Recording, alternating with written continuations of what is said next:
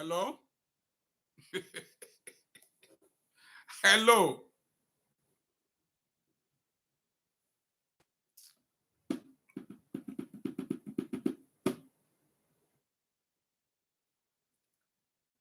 Can you see me?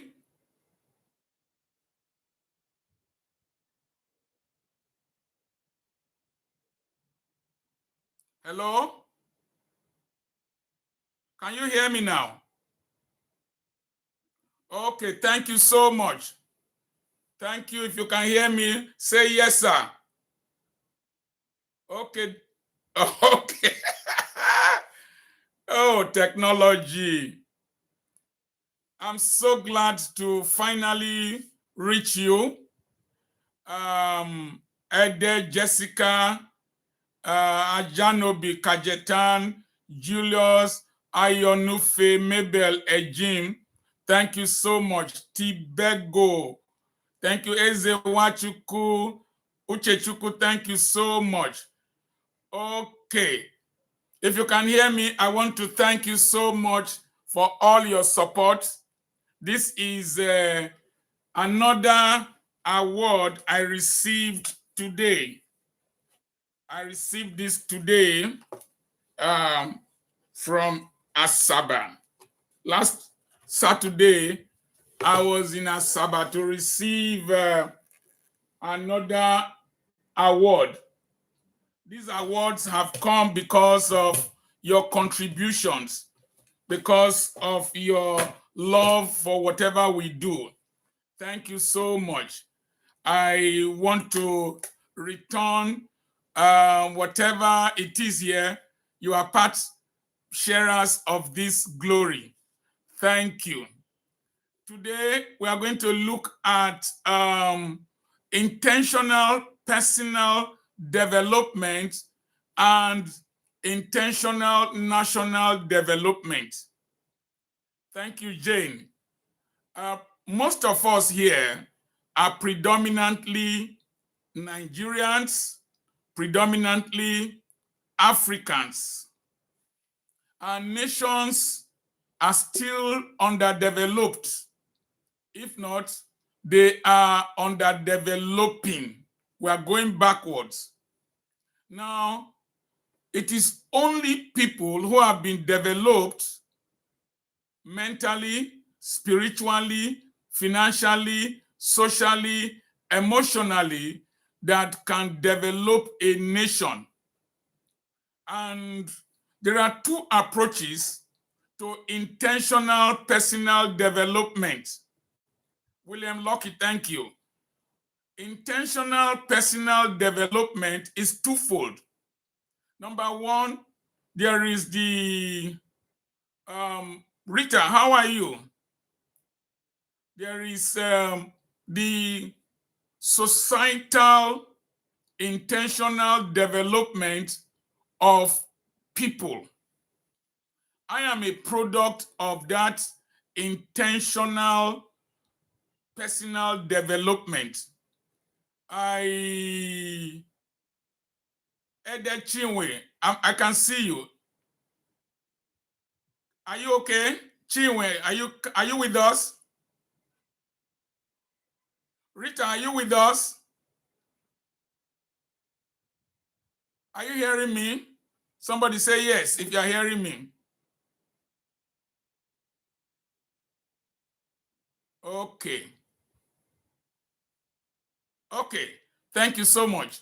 So I am a product of intentional personal development. That is to say, the British people that established the secondary school I attended copied from Eton College. Eton College is in London. There's a small bridge linking it with Windsor Castle across the River Thames.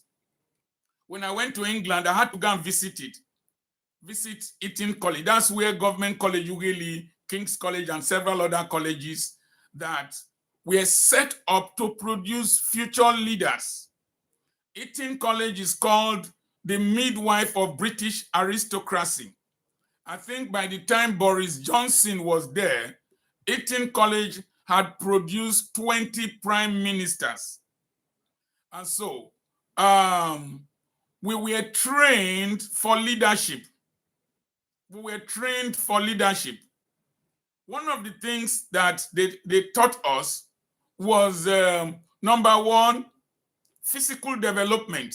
We did a lot of games, a lot of exercise. No, it's intentional, not international. It's a Uchechuku, intentional. That is, you deliberately. So the schools were established to raise strong people. They put a cadet unit, a military unit that trained people to join the military. So I have a classmate that is a retired rear admiral. We have a lot of major generals that finished from that school. It was intentional. And we were made to live an orderly life. Punctuality was ingrained into our lives. We cleaned our hostels. We painted our hostels. The simple thing is that painting your hostel, you were developing a sense of ownership of public utilities, a sense of ownership of public utilities. So till today, and we're taught about orderliness. I don't drive against traffic till today. I don't jump queues. I don't cross lawns. There are basic things that were ingrained in this my head that are still guiding me till today. And so, for us to raise people who can develop a nation, we must be intentional right from the educational system. Mental development, physical development, socio-cultural development. We dressed in our national attires in the evening to create a sense of nationalism in our minds. And there was such that you did not speak your language there. The reason, Folashade Baoni, the reason was that they wanted us to be nationalists that are not tribalistic. So you see, I don't have tribalism in my mind because I schooled with people from the East, from the West, from Cameroons. When I went to FGC Warri, the unity schools were such that they wanted to bring brilliant students in such a way that they came together to foster national unity. And so, even your own children intentionally raise them. My parents intentionally chose that school for me. I have a granddaughter that is creating waves. The mother intentionally groomed her. Intentionally groomed her. Prophetic VIP, thank you from Manchester. Intentionally groomed her. When she went to Lagos to receive an award recently, you people must have seen the videos I am sharing. You need to watch the way she walks, the way she stands, the way she pays attention. Today, day before yesterday, she called me. She read late into the night to do a test, scored 20 over 20. I gave her 1,000 naira. Today she called me, she called me again that she scored 20 over 20 yesterday. I'm going to give her another 1,000 naira. It's to encourage her to pursue excellence, academic and intellectual excellence. So you must intentionally start to mold your children. But let's come to myself. I am who I am because I was intentionally groomed. Today in social media, you will see some channels, they say that we have been molded by education to be controlled. It's partially true, but are not true. You see, no society can function well without order. If you go to the UK, you go to Spain, you go to Romania, you go anywhere, order, order is key.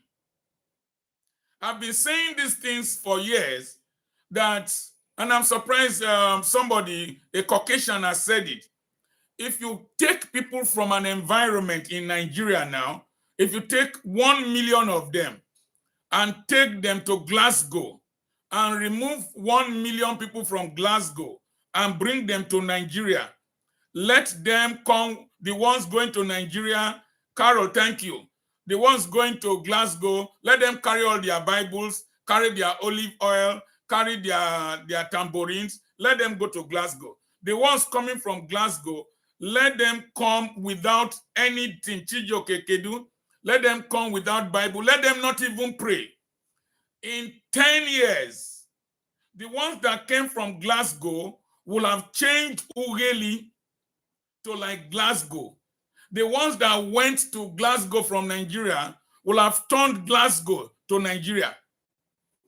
It's in the mind. If you teach people to be orderly, you will right from infancy. In Japan, in the first 2-3 years, they don't do exams. They don't award grades. What they do is to teach them respect for each other, care for your environment, orderliness, courtesy. So Japan went to play in the World Cup. Promise Ochi, thank you. Japan went to play in the World Cup somewhere, I think in South Africa. Nigeria Amazon, thank you, went to play in South Africa. And after the match, the Japanese cleaned the stadium, packed refuse away. And they asked them, why did you clear the refuse that you were not responsible for throwing down? They said, in Japan, we don't leave rubbish behind. Excuse me. They started training them very early. If we must change Nigeria, we need to go back to the drawing board on how to raise children. At home, you never brought anything that was not your own to our household. Never. We were poor, but you never brought anything that was not your own to our household. You will take it back to where you brought it from. So till today, anything that does not belong to me, anything, there are some of you here that have done business with me, anything that does not belong to me, I don't take it. If you don't give, in fact, another person's thing does not excite me. Another person's success does not excite me. I am happy with what I have. I will improve on what I have to get to where I need to be. So I schooled with the children of the rich. I schooled with people driving Mercedes to school. But my own, from the mud house, from one room where chickens were living under my bed, I stuck to my, and it has helped me. It has helped me. It has helped me. All these awards you are seeing, they are a result of what was inculcated in me. And we were taught that we are going to be leaders of tomorrow. Leaders of tomorrow. And we must intentionally start teaching children about leadership. Today, that my granddaughter is 8 years old. She's in primary 6. She's the head student of the school. My wife was head girl in the school she attended. So her grandmother was head girl in the school she attended. She's head girl now at the age of 8. We are teaching her leadership. We are teaching her excellence. She comes first in all the arms of her class in the school. So this is what we need to do in Africa. We need to go back. There's a generation that is getting lost. In the United States, In the UK, they are facing a decay in societal values. They will tell you don't discipline a child grows wild. Why? The American and the British system and the Western system, they make a lot of money from prisons. From prisons. They make prisons. So, you see Donald Trump, his son called Barron, he is already training him for leadership. You see the way the boy carries himself in public? He does not laugh anyhow. Donald Trump, his children don't have tattoos. Donald Trump, his children don't drink. They're not into drugs. Intentionally developing the child for leadership. Sometimes you will see that the children of the elite that they are preparing for leadership, they teach them skills. They make them join the military. They make them do horse riding. They make them do boat rowing. How are you raising your children? Are you raising them to be flabby? Are you raising them with an entitlement mentality? Are you raising them to be competitive? Are you developing their capacity? That is what we should start. We are back. There is the tendency for an individual to sway. In 1985, you have not lost anything. I'm back. In 1985, a dramatic change. Dambo, I hope you are with me now. Say yes if you are with me. A dramatic change took place in my life in 1985. Now, the Golden Eaglets under 16 or under 16 years, they won the World Junior World Cup, under 16 World Cup, Kodak Trophy. I was 26.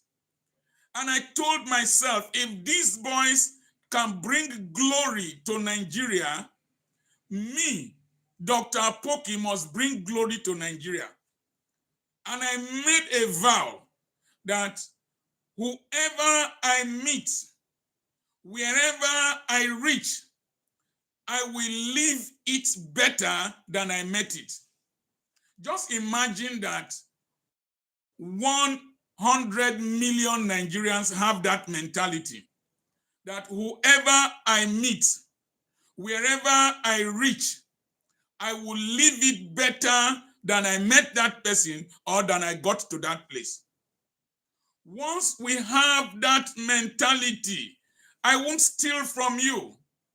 Once we have that mentality, I won't throw refuse. I held refuse in the car from Asaba to Ugeli before I disposed of it. I won't throw it away. I will not throw it away. I will not throw it through the window, because I need to leave the street I passed better than I met it, if possible. But if I can't come down and clean it, I will not throw refuse into it. That is the mentality we need to create. If you go to Mauritius, every citizen of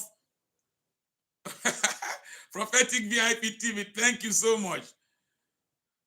Just in Mauritius, every person in Mauritius that you meet promotes tourism in Mauritius. The taxi driver will take care of you so that you can come back. The taxi driver will tell you where you can go to. The taxi driver will tell you the next tourist spot you need to be. And then you will see that each person in Mauritius is promoting the beauty, the hospitality of Mauritius.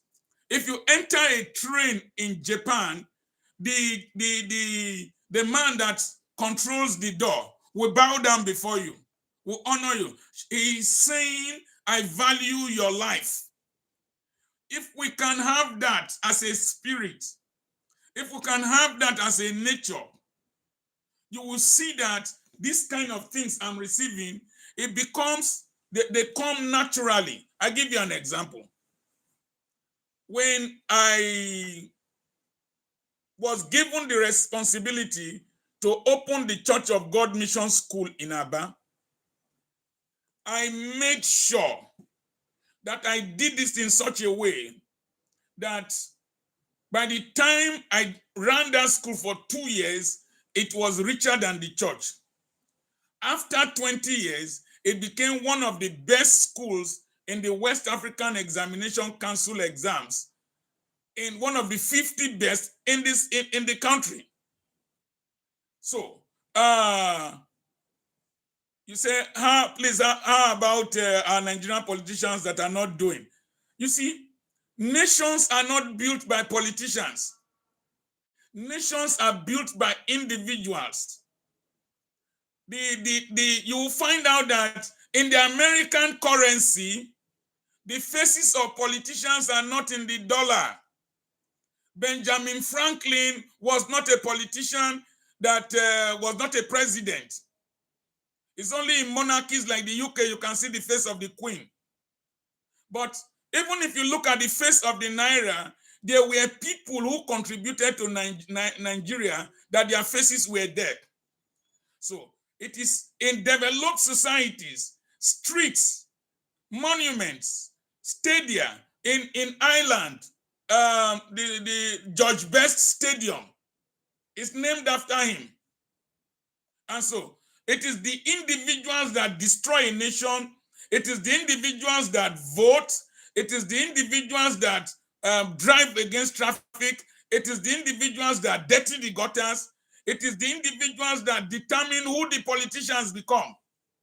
So when we develop our sense of judgment, sense of order, sense of nationalism, individually, be the best you can be.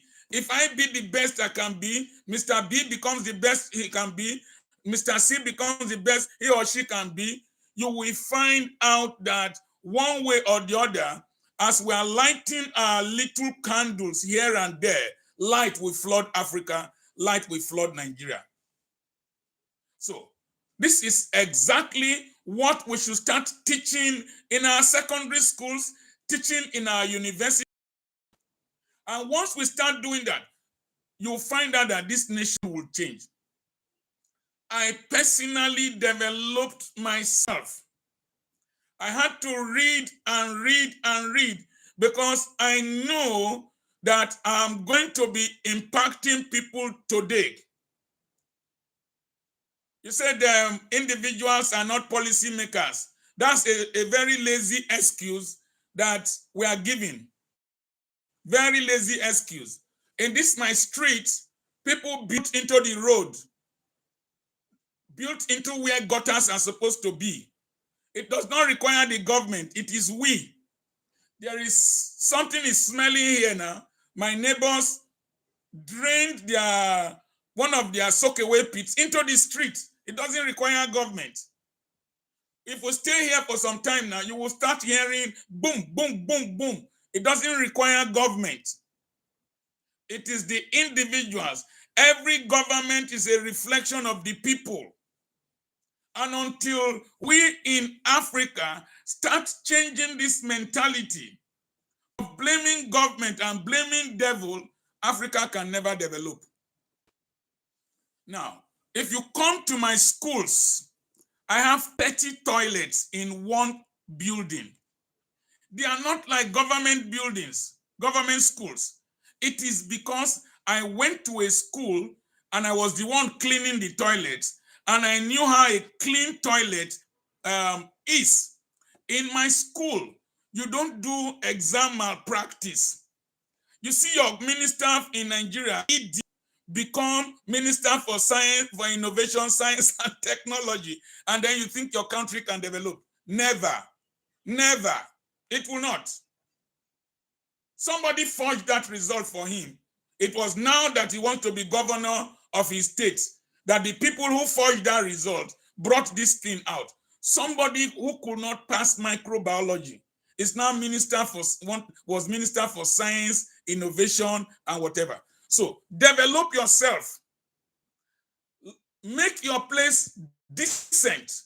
Why is it that where foreigners gather in the UK, where foreigners gather in, I was in Saint Denis in Paris. I thought I was in Senegal.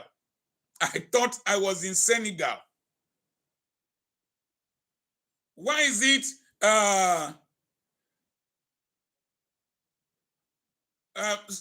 we'll talk about schools. No, let's continue this discussion. So I was in Saint Denis. I thought I was in Africa. I was so scared because we went there with our mentality. We went there with our attitude. We went there with our noise. We went there with our dirtiness. There is a need in our churches, in our schools. Oh, Peckham, hey, Old Kent Road. An average YBA player. I was in Old Kent Road. Then there is the Old Kent Road junction with Peckham. I was told that if I follow that down, I would think I'm in Oju Elegba. The same attitude, the same we must do before we can be transformed. There is the need to reconfigure our brains, as individuals. If we do not, let's pray from heaven to Ghana. It won't work. In fact, God created man to be responsible. In fact, like as I told you people sometime, it is the desire of God for us to bring a little heaven here on earth. Thy kingdom come on earth as it is in heaven. The reason we want to run to heaven is like somebody who farted or defecated in a place. He wants to run from the odor. That's why we like rapture. Black man likes rapture because he doesn't want to be responsible. And let me tell you, after the rapture, we are coming back to Nigeria. And so, from today, those of you listening to me, make it a point of duty that you are going to make the best model out of yourself, the best person out of yourself, make the best out of your business. Do you know, I was very, very agitated because I started by 7. We couldn't walk around this technology. And next time, we must rehearse it, practice it, such that when it is 7, we will start. No excuses. The greatest need in Nigeria today, the greatest need in Africa is building people who can build our nations.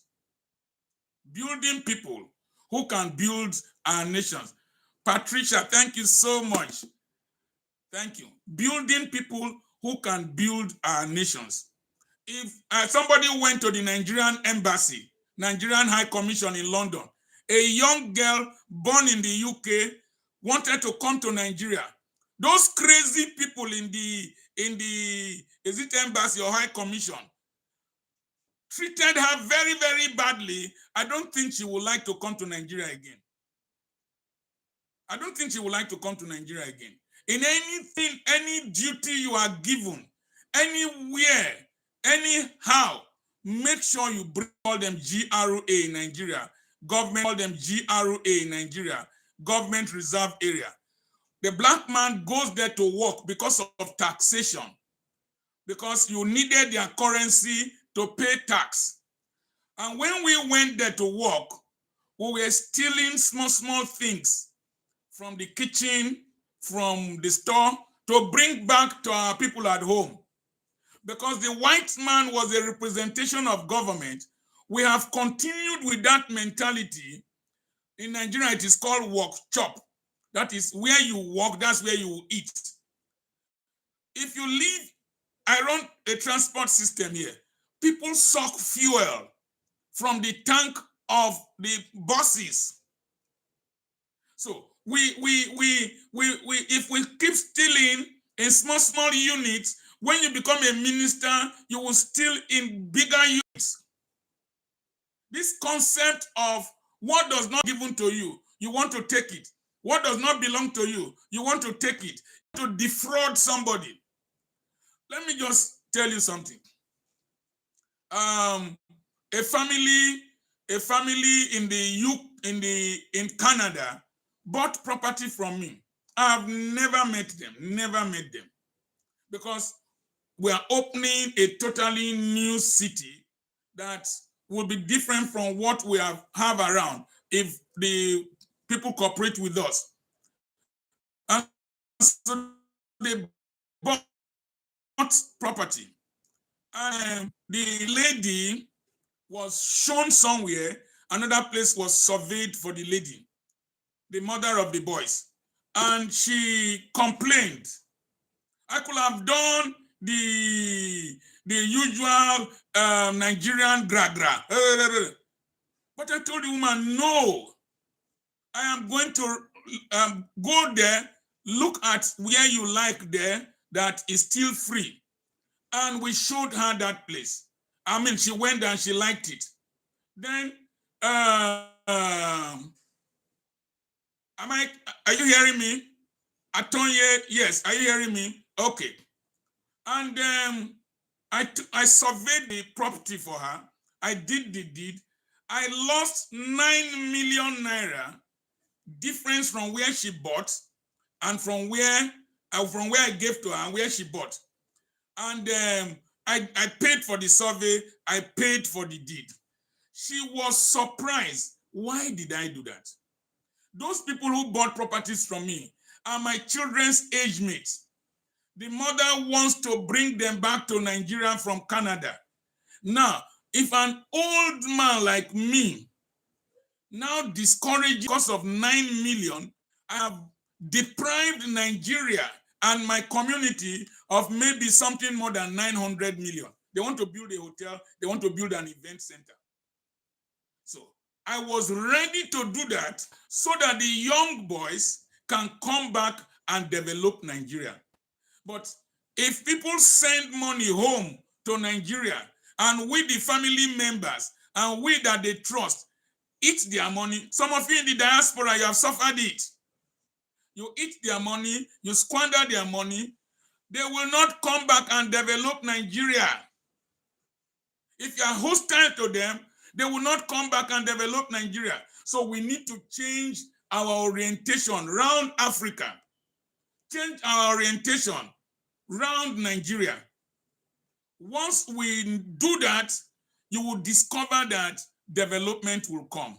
Then the next thing is that the nation needs to have intentional development. I don't know. Our religious leaders, our spiritual leaders have gone bananas. Let me use that word. I'm sorry to say that. You see, Harvard is named after a pastor. Most of the schools were brought by the church. Many hospitals were established by the church. The church in Nigeria should not be building Familia Sagrada. How many of you know Familia Sagrada or Sagrada Familia? William Coma Ketch. Can you hear me now? How many of you know Familia Sagrada or Sagrada Familia in Barcelona? How many of you know it? If you know it, say I know it. If you know it, say I know it. Okay. Familia Sagrada, I went to Barcelona in Spain. It is a very big cathedral. They've been building it since 140 years. Building a cathedral. 140 years. They've been building that cathedral. Yes, we are back. 140 years building a church.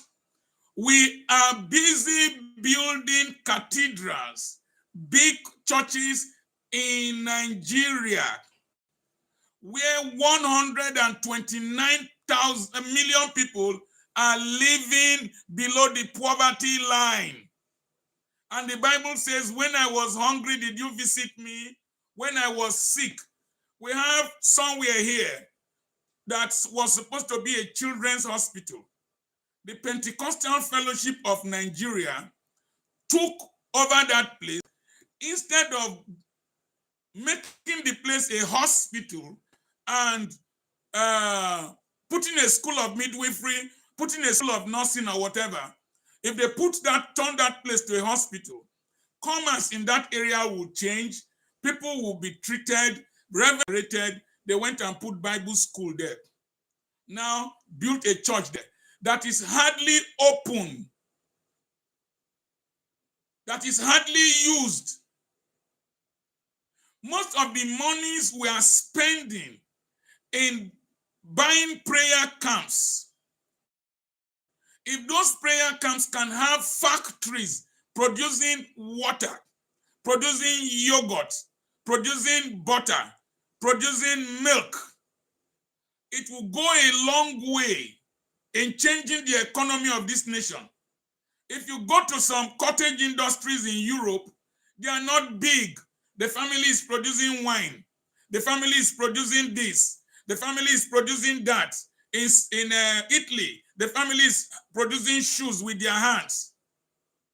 The family is producing coats, producing dresses. Then it will now turn to a brand name. So until the church, the institution of the church, sees that they are an agent of thy kingdom come on earth as it is in heaven, rather than preparing the people to escape to heaven, our countries will not develop. I might sound offensive, but we must start training our minds to see that the resources we have as Christians are plowed into national development.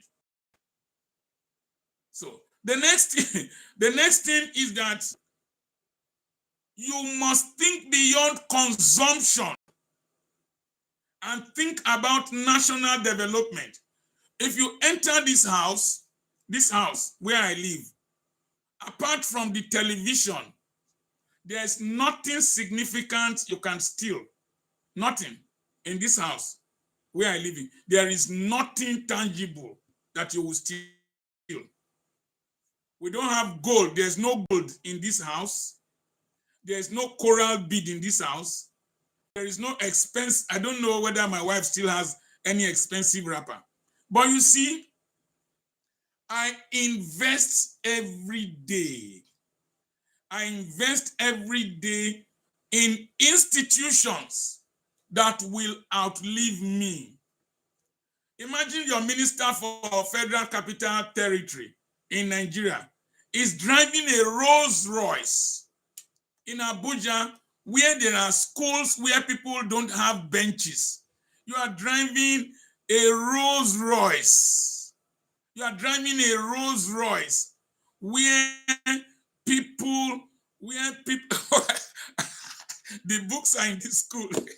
The books are not even here, they're in the school. Okay, the ones printed. There is a bedroom here filled with books, a bedroom behind me, filled with books and filled with land documents.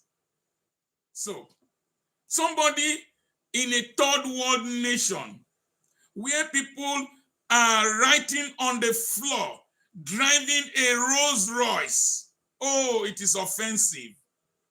Driving a Rolls Royce, it is irritating. I'm not saying you should not live well. I live a very comfortable life. The truth of the matter is that when people see you contributing to humanity, they pay your bills. They pay your bills. When you pay your dues to contribute to your nation, people pay your bills. You see, I was in the airport in Abuja, in Lagos. Somebody just saw me, "Oh, doctor, thank you for your contribution to Nigeria. Thank you for this." He paid 200,000 for the VIP lounge for me to eat with him. He's a Ghanaian. He's a Ghanaian. When I landed in Ghana, the immigrations, the way they treated me, as if I was royalty. As if I was royalty. I was in the airport waiting to board. Somebody from the Nigerian embassy came and checked me in. I was treated like a king. Not because I'm rich, not because of anything. They can see my contribution towards their lives. So we must start seeing ourselves as agents of change in our countries. Look at Dangote Refinery. For the first time in the history of Nigeria, we are exporting petroleum products. For the first time in the history of Nigeria, a refinery is working. That's Dangote. And at the same time, people want to fight against him. I'm going to do a video concerning this, their trade unionism. And it's becoming witchcraft. And so we must see ourselves as agents of national development. Now, I don't know, there are politicians, there might be politicians here, and you know politicians. Now, when I see my presidential convoy, nearly 100 and something vehicles.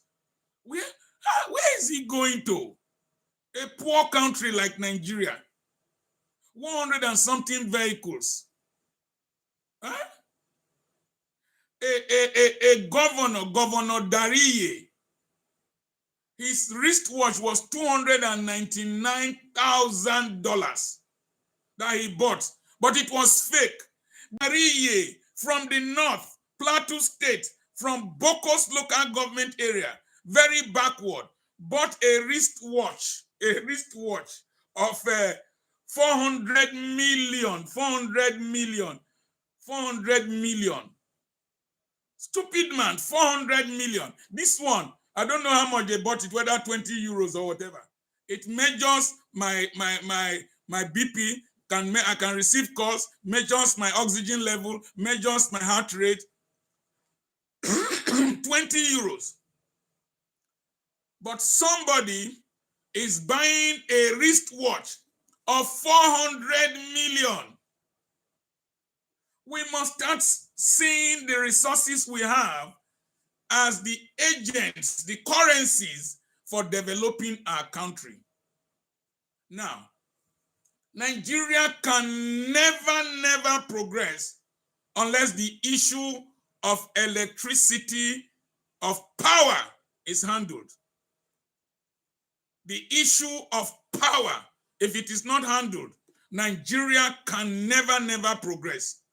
We must start harnessing the gas that is being. Can you imagine we are flaring gas in a country without electricity? Flaring gas, there is no electricity. They are flaring gas behind the secondary school. No electricity. So the issue of electricity is priority in Nigeria. Once we get electricity well, this country will move forward. Number two, security. Many of you in the diaspora, you are afraid of coming home because it is not secure. I ask you Nigerians here and Africans a simple question. When you have a visa to travel overseas, you praise God, you do Thanksgiving. And we are not at war. But when Israel is at war, Israelis travel from America, travel from Britain to go and defend their country. Hey.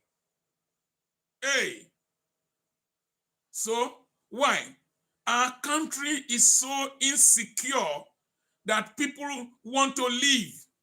And I can't blame them. And so, security, and those of you in the diaspora, I beg of you, they can't touch you. Please speak up more. Speak up more. Saint Arcturus from Ghana, thank you for the care you took of me in Accra. Thank you so much. So, electricity, security, then road infrastructure, road infrastructure, road infrastructure. Then we must intentional. Now we are constructing new roads when we have not maintained the old roads. What is his name? Omai and Oseni. I did a video concerning it. Average cost per kilometer. Average cost per kilometer. Why are they building a new coastal road to Calabar? A new coastal road to Calabar when sea levels are rising and that road can be flooded. How many billions are they going to put? When it took somebody from 7 a.m. from Benin to Asaba, he got to Asaba around 12 p.m. From Benin to Ughelli is 4 hours. 4 hours. What is not up to 45 minutes, 1 hour in those days? 4 hours. How can a nation progress when the ones you have? If you go to England, there are corner roads by the farms, very narrow roads, but they still maintain them. They are still there. That road is still there. The road is still there. There are the big ones that they are constructing. It is only in Nigeria that you see governor or president going to commission road. If the British the German chancellor should commission roads, if he or she won't have any work because Germany is constructing day and night. If you are traveling in the EU, you will see danger lights flicking. They are constructing at night. So why would we be constructing new roads without maintaining the former ones? Without maintaining the former ones. Roads, if we can handle roads. If we have electricity and we have good roads, then we can face health. Health care. If you are in the UK, a great percentage of the health personnel are from Africa and Nigeria in particular. The doctors, the nurses, the caregivers, they are Nigerians. In the US, the same thing. When I saw my son, I was looking at him. This one is practicing surgery in Germany, and people are breaking legs in Nigeria here. I told myself, before I leave this world, I will build a specialist hospital so that he can come with his colleagues, do surgeries for some time, and go back and keep coming. I have a cardiologist in my family, my son's wife. So we have exported our best brains outside and left people like me here.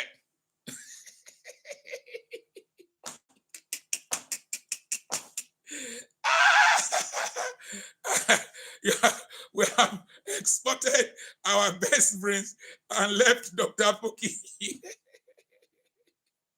If we have security, we have electricity, we have good hospitals, no Nigerian wants to stay in another man's country perpetually. No Ghanaian wants to stay in another man's country perpetually. We love our homes. We love our egusi soup. We love our bono soup. We love our nkrakra soup. You see, I think that we can, there's still hope. There's still hope. What I am doing is just my contribution. The little I can do to sensitize people. And so, Nigeria, we must start, those of you in the diaspora, you must start speaking up. telling African presidents, this is what is good for us, roads, electricity, then we must have a functionally developed electoral system. Electoral system. You see, if a nation wants to develop, they select the best to put in positions. Now, look at the new INEC chairman. There was one Igbo lady, Professor Nnanna Oti, the one that handled the elections in Abia State. They put her under pressure, they threatened her, but they gave her money, but she declared the result. If I want change in this country, in the electoral process, because the electoral process determines who becomes leader, who controls our resources, who governs our country, I would have selected somebody like Nnanna, Mrs. Professor Nnanna Oti. Yes. But we have a way of bringing mediocres, people who cannot compete, people who forge results, people who we cannot trace their backgrounds because of tribalism, because of nepotism, because of party politics, and because of idiocy. How can a nation progress when they are not intentionally using the best? How can the nation progress when we are not intentionally bringing our best? When Ngozi Okonjo-Iweala was the Minister for Economy and whatever, our economy grew by 2 digits. We had debt forgiveness. It doesn't matter where the person is from. One of the best car designers in the world is in General Motors. He designed the car called Volt. He is a Nigerian. Why couldn't we bring that person for Minister for Science and Innovation? I give you an example. I noticed that in Ghana, they wear mostly their fabrics. They wear mostly their fabrics. If we are to develop, it is because a nation wants to be, look, that is why they install the best. Yes, that's true. That is true. Now, in Ghana, I see they wear mostly their fabrics. I noticed that. Mostly their fabrics. So now, why? I just gave a simple illustration. If we make school uniforms, Nigerian fabrics, all the school uniforms to be Nigerian fabrics, our textile industries will blossom. Cotton cultivation will go up. Cotton cultivation will go up. Our fabrics, our textile industries will go up. If we just do that. Employment. Mix that with electricity generation. It will go up. Our economy will skyrocket.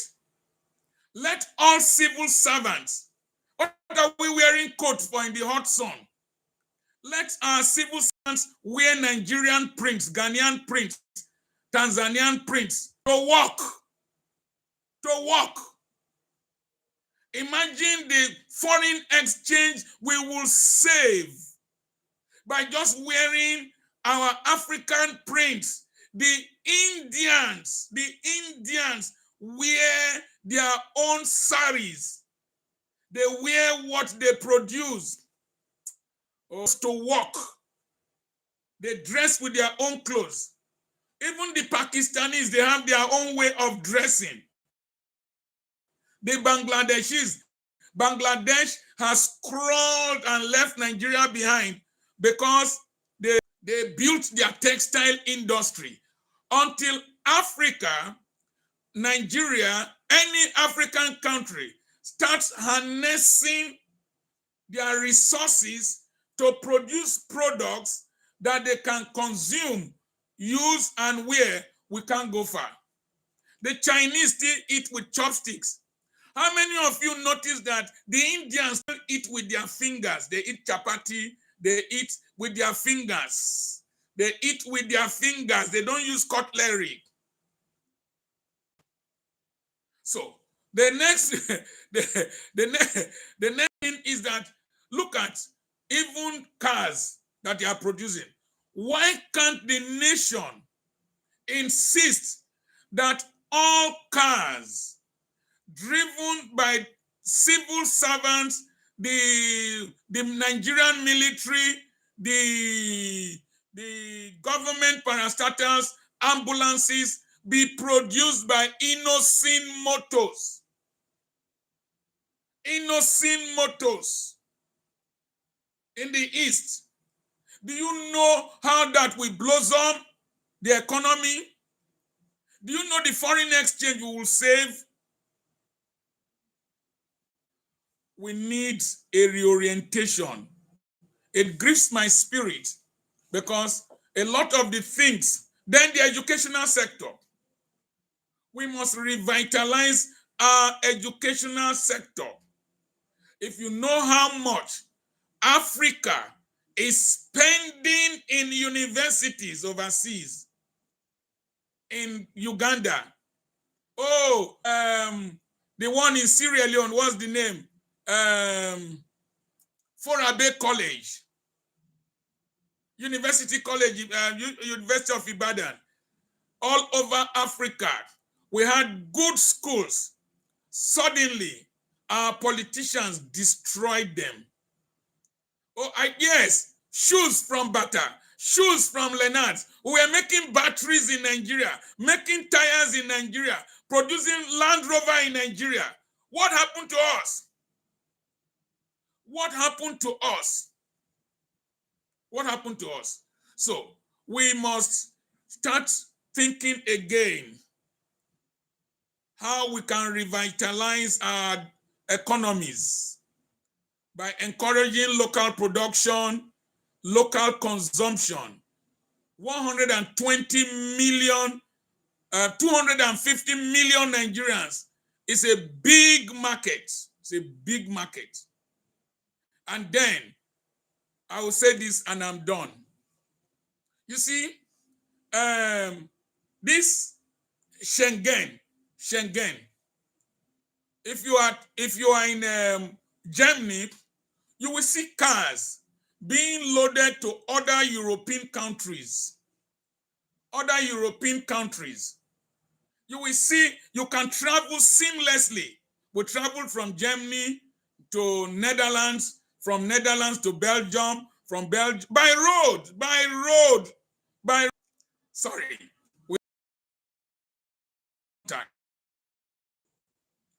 We must break the colonial boundaries in Africa. Have seamless travel, maintain security, such that our economies can be integrated. What Ghana has, an empire can get. Until the economy in Africa is integrated, we cannot develop fast as we want to develop. Thank you so much for listening to me. We develop our nations. We must intentionally develop our nations so that we can leave better countries for our grandchildren. I remain Dr. Charles Apoki. Please subscribe to our YouTube channel. Follow us on Facebook. We have properties for sale. We have t-shirts, Bust You, Now You Sabi, Don't Look at Me Like That, and several other products. God bless you. Thank you so much for joining. Thank you. Go and be the agent of change, agent of development where you are. Spread this message. I pray we are able to share this video to others. Thank you so much. It's been a wonderful time speaking with you. I had to dash from Asaba to come and do this. Alfred Bagudu, thank you so much. An average YBA player. Ede Jessica, thank you so much.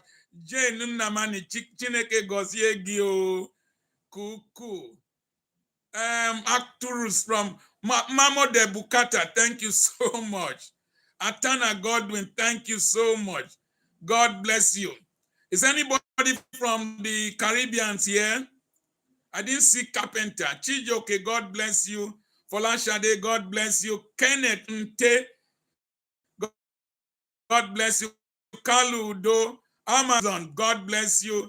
Mokechuku, no, Abumchuku, God bless you. Hey, Akindele, your land papers are ready. Your land papers are ready, Akindele. See, your land papers are ready. Please remind me so that we can arrange for you to get them. Akindele, your land papers are ready. Oluwayomi, thank you. Carol MCC. Uyo Destiny, thank you so much. Jane Unamani, thank you. God bless you all. Akindele, your papers are ready. Please remind me so that we can arrange for you to have them. God bless you all. I remain the area grandfather, Dr. Charles Apoki.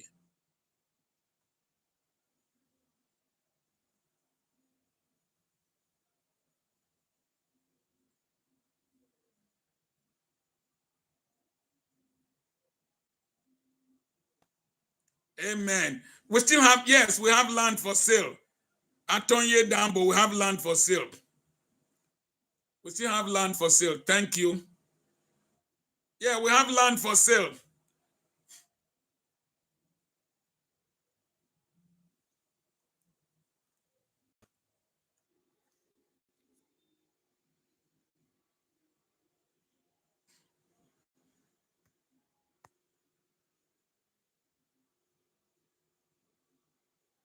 Thank you.